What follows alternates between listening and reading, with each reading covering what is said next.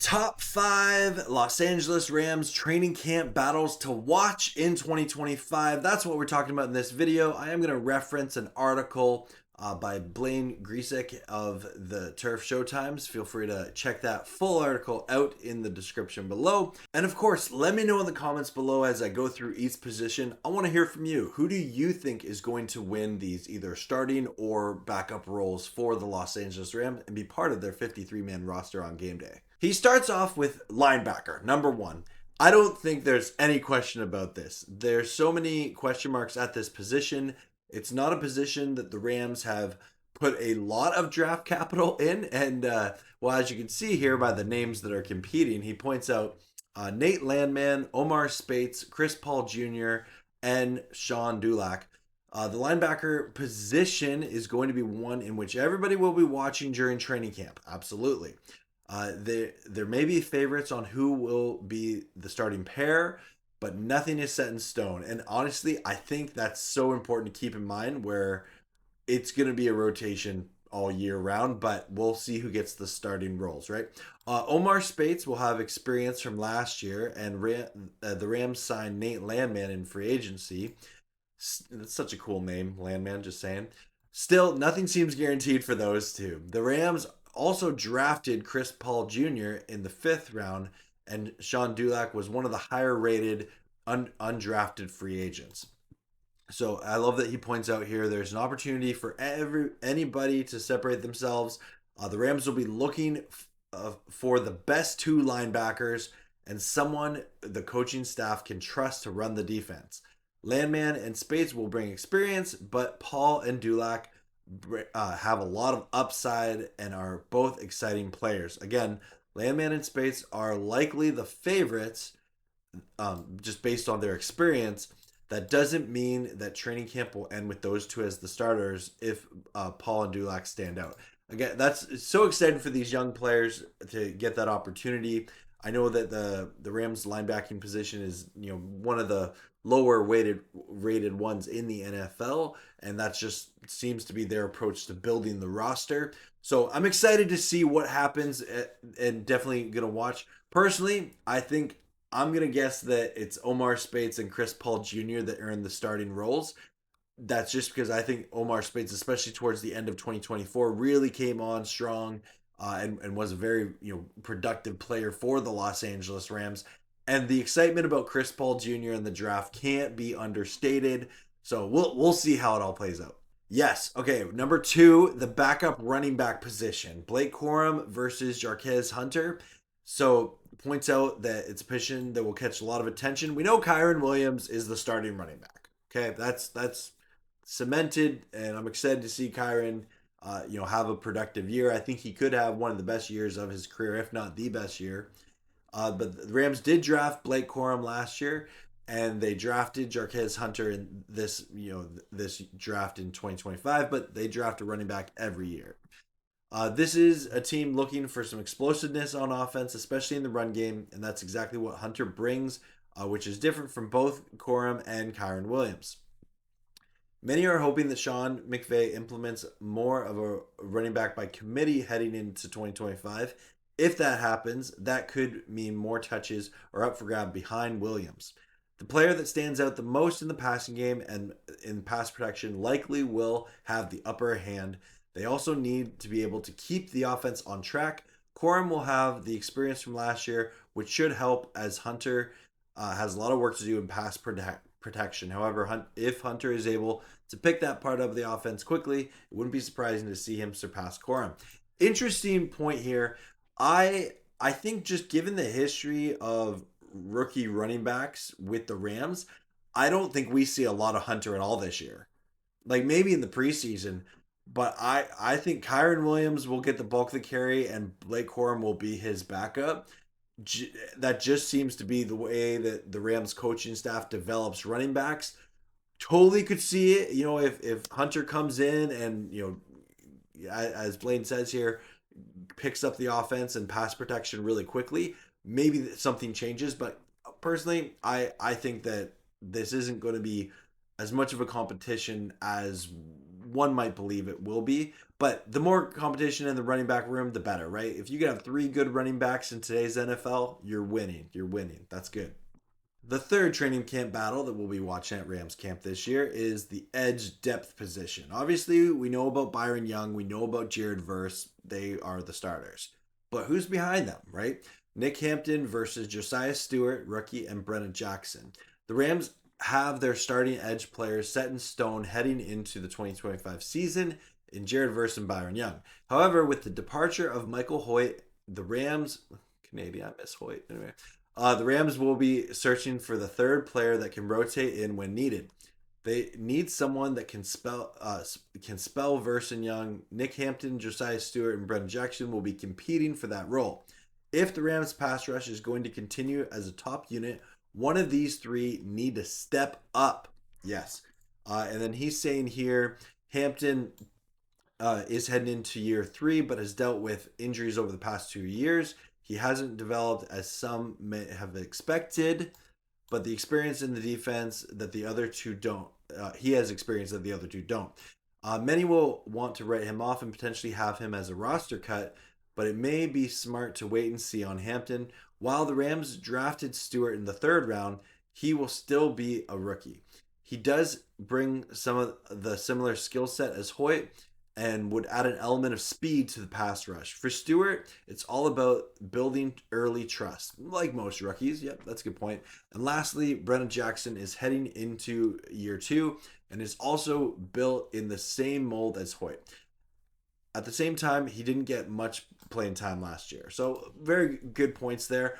I think that when going into kind of this depth rotation, camp battle, I think Josaiah Stewart has the edge because he was drafted, a little high for the Rams in the 3rd round. I think when I watch the tape on Josaiah Stewart, I can't help but get excited. Not that Nick Hampton and Brennan Jackson don't bring their own, je ne sais quoi to the Rams defense. I just think that Stewart looks like someone who's ready to have a productive NFL career. And I think he was drafted, accordingly for that. So I personally think that Josaiah Stewart will end up, kind of getting that backup rotational role as the front runner. But we'll see. Something to watch at training camp. Corner depth, number 4 in the training camp battle. Ooh, this might be the one I'm like the most underrated excited for is Derion Kendrick, who's coming off of a big injury, versus Emmanuel Forbes, who he was cut by the Washington Commanders. The Rams picked him up off of waivers. And here they are, both fighting for their careers, fighting to prove that they belong in the NFL. And yeah, so he points out the Rams cornerbacks are mostly set in stone. It would be expected for Darius Williams and Ahkello Witherspoon to start on the outside with Kobe Durant in the slot. Yep, agreed. Still, there will be plenty of competition behind them, especially between Derion Kendrick and Emmanuel Forbes Jr.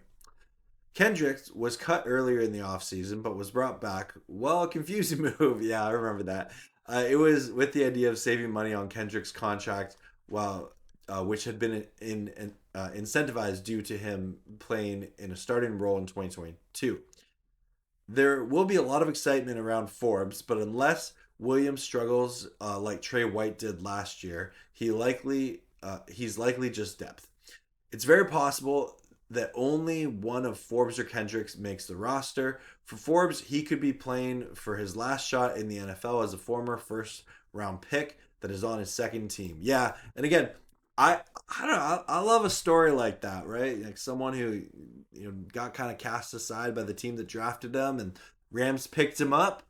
Maybe if he can develop and live up to that potential that he got drafted for, the Rams might have found a steal there off of waivers. So I personally am pulling for Emmanuel Forbes a lot. Derion Kendrick, though, coming back from injury, you love that comeback mindset, and he's been working hard to get his body right. So let me know in the comments below who you think would win that cornerback spot there between the two of them. I personally am thinking Emmanuel Forbes just seems healthier, and I think he knows that his NFL career is on the line right now. And the final and 5th position is the center/interior depth So he points out Coleman Shelton versus Beaux Limmer, probably the more interesting one there.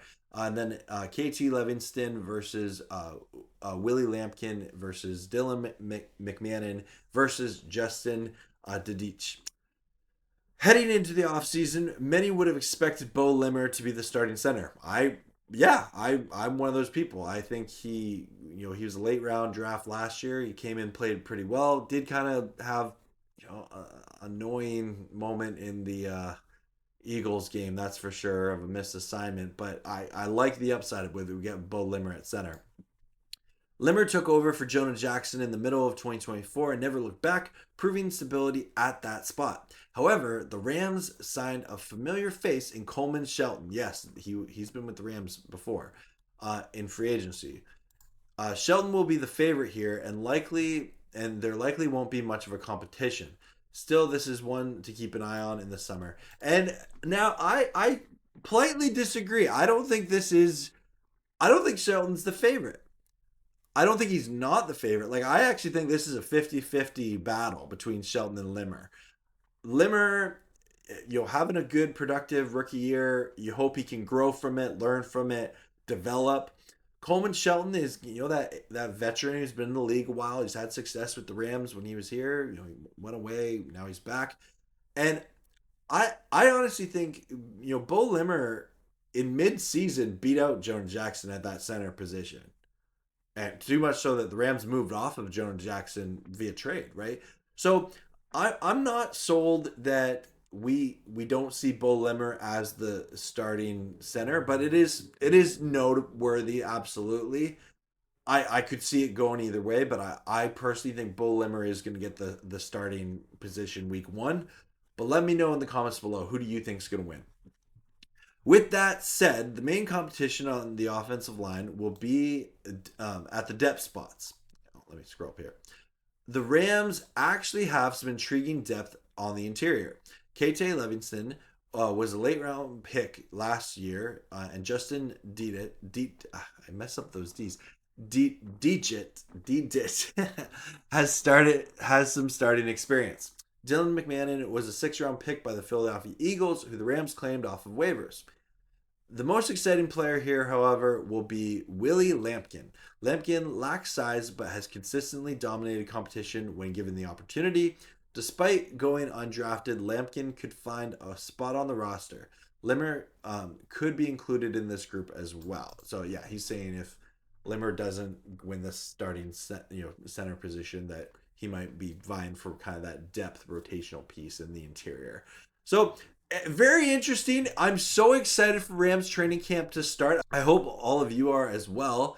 This is going to be position battles to watch and get excited about as the Rams roster takes shape for week 1 versus the Texans. I'll be hosting some watch parties throughout the preseason and season. I would love for you to hang out with me. Thanks for watching this video, especially if you watched all the way to the end. I would love to chat with you in the comments below. Feel free to like, subscribe, share if you care, all that, with all your Rams fans out there. And as always, go Rams, horns up, and peace out. Let's go Rams! Woo!